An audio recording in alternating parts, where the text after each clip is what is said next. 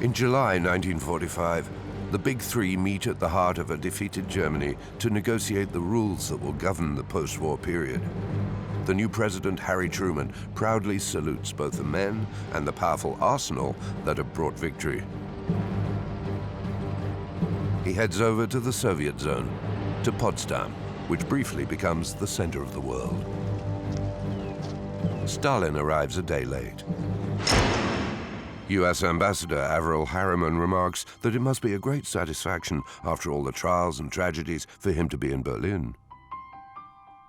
Stalin's deadpan reply: Tsar Alexander got to Paris. It's the Kremlin's capo who dominates the conference. His hundreds of divisions have liberated Eastern Europe, and now he wants it all under the red flag. He has a strong card to play. Communist parties everywhere will blindly observe his orders. Stalin has been sat right opposite Harry Truman. In the Soviet ruler's eyes, Truman's just a Kansas City shopkeeper. He can't hold a candle to Roosevelt, opines Uncle Joe. He's neither intelligent nor educated. But Roosevelt's successor has turned up at Potsdam with a trump card of his own.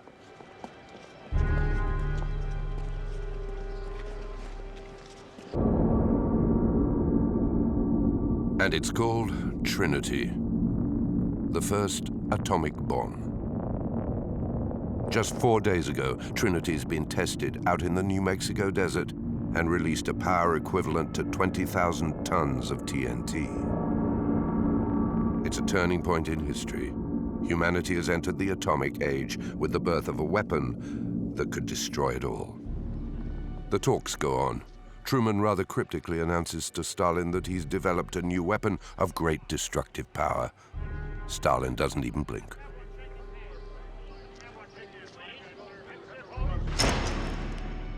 Away from the main conference, however, he confides to his foreign minister Molotov that they have to catch up with the USA. No doubt Washington and London are hoping we won't be able to develop the bomb for ourselves. They want to force us to accept their plans. Well, that's not going to happen. A few days later, Truman orders 2 atomic bombs to be dropped. On Hiroshima on the 6th of August, and on Nagasaki on the 9th.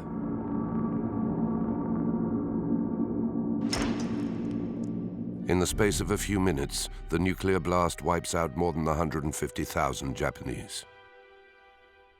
The Empire of the Rising Sun surrenders. The Second World War is over.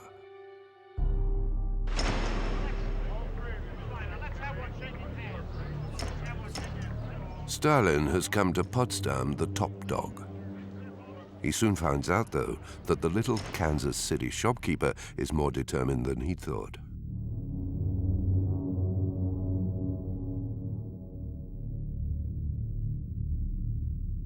Meanwhile, through all these endless discussions, people are still caught up in the frenzy of liberation. Publicly, in France, Italy, Belgium, Norway, and Denmark, women are having their heads shaved.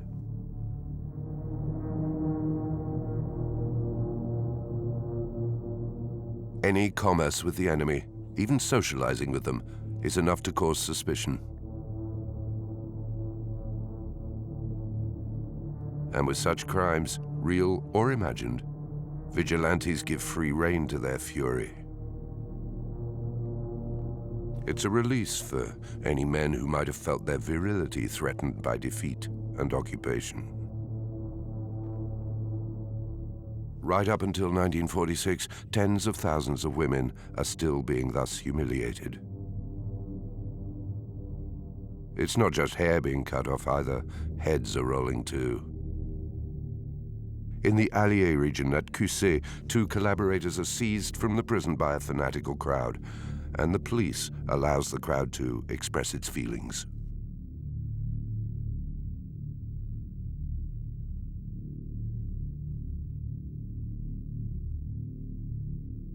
Nazism appears to have been infectious, reads one editorial, to the point of persuading some people that violence is permissible.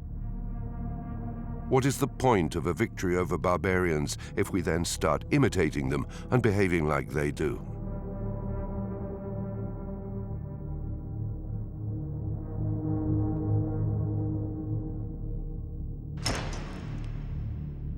This savage purge is going on all over Europe. It's as if before the page can be turned, it has to be stained with violence.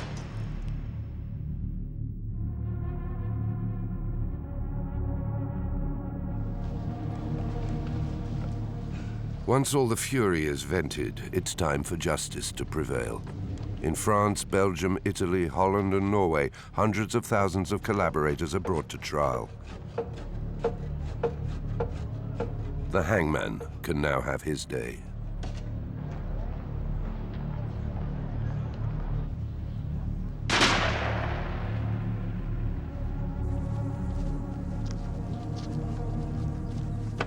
In Italy, two young filmmakers, Visconti and De Santis, immortalized the brutal reality of the purges.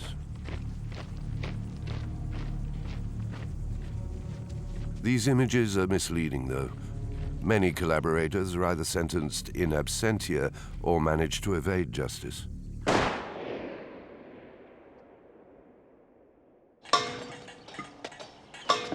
But after years of bloodshed, the world is impatient for the epilogue and for some closure. The biggest criminal trial in history opens in November 45 in Nuremberg, the very place where the anti-Semitic laws were announced 10 years ago.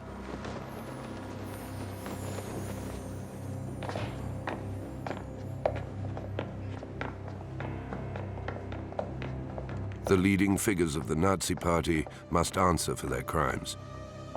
Among them, Hermann Göring, Hitler's right-hand man. Rudolf Hess, the half-mad visionary. But also Wilhelm Keitel, Supreme Commander of the Wehrmacht. In all, 21 former leaders come before the court.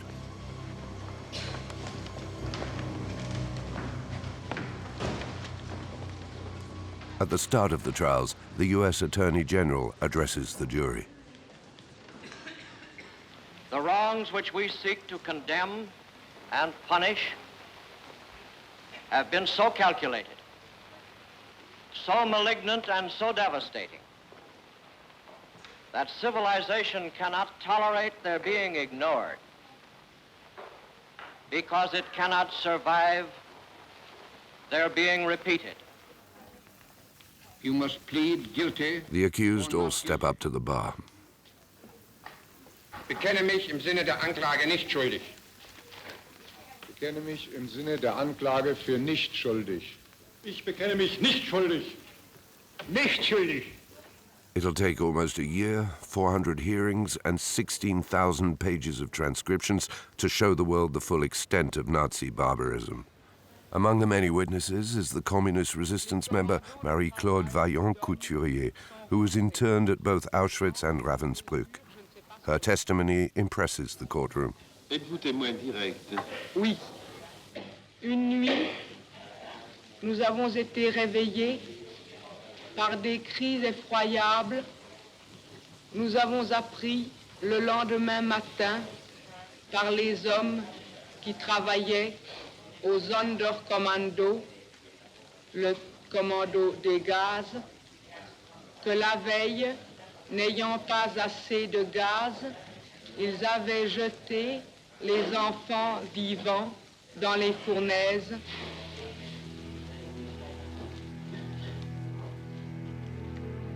For such unspeakable acts, the tribunal employs for the first time ever the terms genocide and crimes against humanity. Hundreds of other trials follow. Trials such as that of Ilse Koch, the witch of Buchenwald, who collected tattoos from deportees and shrunken heads.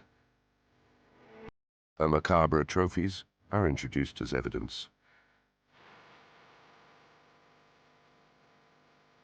She's sentenced to life imprisonment. The worst offenders are hanged. such as the scourge of Czechoslovakia, Karl Hermann Frank.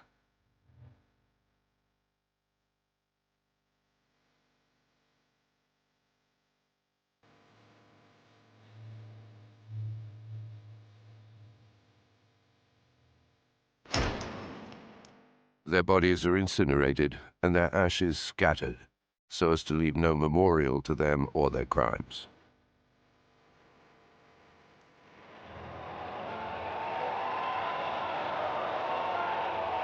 In Russia, the executions draw thousands of spectators, all eager to watch their oppressors die.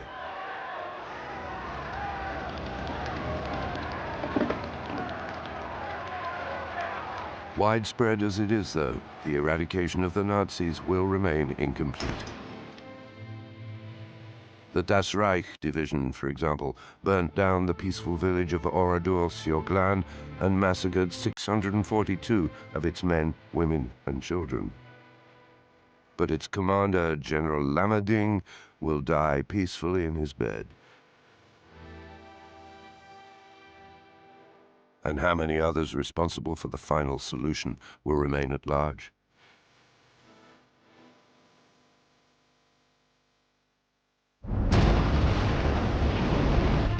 After all the vengeance, the time has come to rebuild. But it'll be a huge task to drag Europe out of the shadows. People are still hungry. And as long as Germany's future remains uncertain, another war is looming. The Americans and the Soviets don't see the coming new era in the same way at all. The Allies have won the war, but can they win the peace?